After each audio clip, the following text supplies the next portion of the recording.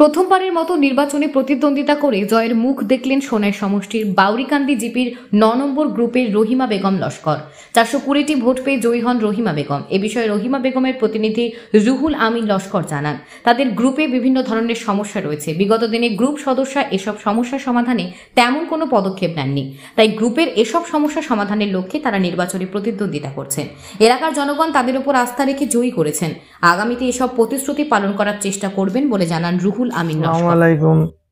আমি বাউরিকান্দি জিপির ৯ নম্বর গ্রুপ সদস্যের প্রতিনিধি হিসেবে আপনার কাছে যে কইছিলাম আমারে ভোট দিয়ে যেতে হইলে আমি যে যে কাজকর্ম বা কাজ আইলে আমরা গ্রুপের যে আছে কাজগুলো আমি আপনারা করিয়া যাইমু, বা আমারে যেখানে যে কোনো সময় বিপদে আপদে যে সময় যা লাগে আমার সাহায্য সহযোগিতা করার আমি কর্ম।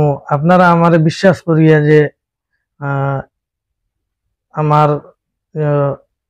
আমার যে ১২০টা ভোট বেশ দিয়া আমার যে আশা আসলো, আশার থেকে বেশ ভোটে আমার যে নির্বাচিত করছেন, আমি আপনারা কৃতজ্ঞতা স্বীকার করি। আর আপনারা কাছে কৃতজ্ঞতা স্বীকার করার মতো আমার কিছু কোনো ভাষা নাই, কিন্তু আপনারা এর পরেও কই আর আগামীতেও আমি জিতেছি যে এখানেও আমার শেষ নাই।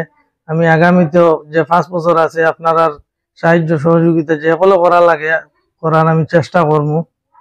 আর আপনারাও আমার লগে সবসময় রইতা। আমার ৯ নম্বর গ্রুপ সদস্য রহিমা বেগম লস্করের তরফ থেকে আমি কইয়ার যে আমি আপনার প্রতি কৃতজ্ঞতা স্বীকার করি, আর যে আপনারা আমার বহুত বেশি ভোটে জয় করছেন, এই বলি আমি আমার বক্তব্য শেষ